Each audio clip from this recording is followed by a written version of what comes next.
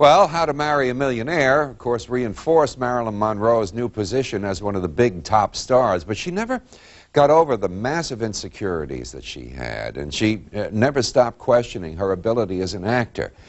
Throughout the filming of this movie, for example, she had Natasha Lytis there, the acting coach, and she was on the set with her every minute of the day, and instead of looking over to the director, Gene Negulesco, after every take, she used to look over to Natasha for approval, which must have made Gene very, very happy indeed. Well, Betty Grable did get a star billing in this movie. Her time was just about over. She made only 2 more films after this. And the roles that, of course, would have gone to Betty Grable in those days were to go to Marilyn Monroe. She was the new kid on the block, and everybody was noticing it. Marilyn was even given Betty Grable's dressing room. And Betty encouraged the whole thing. She said, "Well, I've had mine, honey. Now it's your turn."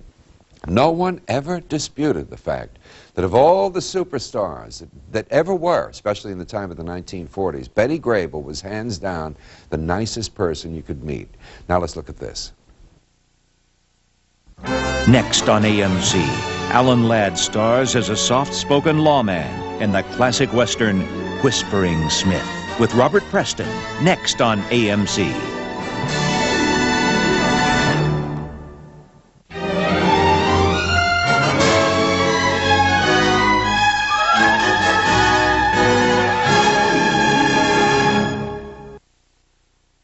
The Old West was so full of colorful and infamous characters, it's given us an unending stream of material. That's why there are so many Westerns out there. Whispering Smith is a good example of that.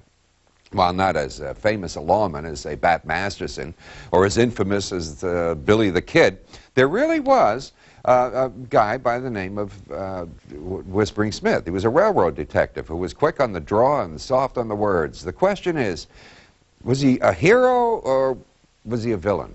Some people say that Whispering Smith was a man named Joe Leffers, who fought on the right side of the law all the time. Now, other people, on the other hand, historians, claim that he was the notorious train robber by the name of Harvey Logan, a member of the infamous Wild Bunch. Well, whatever his origins might have been, the legend of Whispering Smith was first brought before the public just after the turn of the century in a novel by Frank Hamilton Spearman.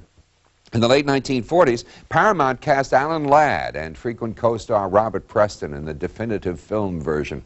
Here they are in Whispering Smith.